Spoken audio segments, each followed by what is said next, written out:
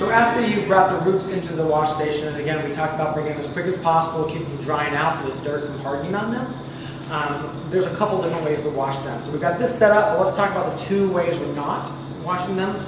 So one way would be to have a screening table like this with a lip on it, and just to lay the roots out over all of that, and then just spray them off, and then push them around and spray them off again, and then just go into a container. The other way, which is a very common way for larger quantities, is to use a barrel washer. So that's a rotating drum that has water spraying in it. You dump your roots in at one end, and out the other end they come clean. So that's a very popular way as well. And if you're doing over 400 or 500 pounds of roots a week, then it's probably best for you to purchase something like that. But this way we've got kind of a U setup. So in this right here, we've got all our roots that have just come in, and normally this would be piled up. And the beauty of a rolling system is that these are heavy crates, and so not having to carry those around, just put them on a thing like this. And then this area here is more for the cleaning aspects. We've got a bin that's being pulled out of, and they're going into these kind of crates, and just being, basically washed at the bottom of those. And then that crop is ending up in this crate right here, which will sit on this crate before it actually gets drained and put in the cooler. So let's kind of talk through this a little bit. So the other thing about pre-soaking roots. So on large farms, they're using 20 bushel containers. They'll actually line that 20 bushel container with a plastic sleeve.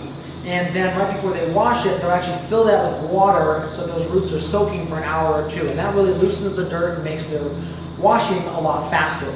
And so as you can see here, what we're doing is, I'm just going to go ahead and we're going to do this a little bit later, but I'm just going to spray this off a little bit. And go ahead and spray off the other ones as well. And so those will just start pre-soaking while we go ahead and wash all these.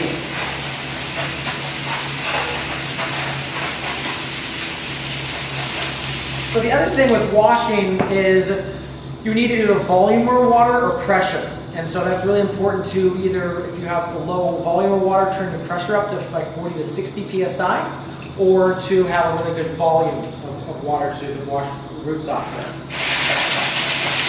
You see this, so actually we put some in there, and we're going to just take some out of here and just dump it into the spot.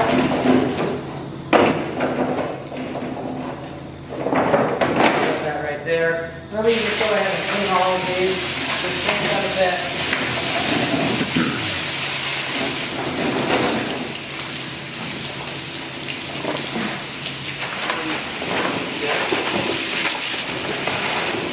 Rinse some of these off, go back, start with this one again.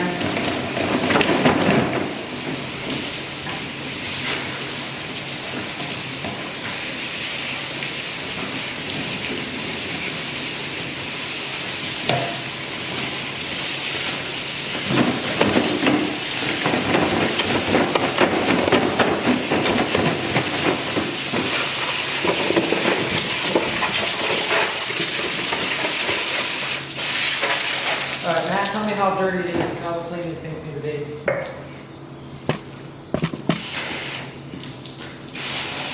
That looks good for us. Okay, so like this is all. This is as good as it's gonna get.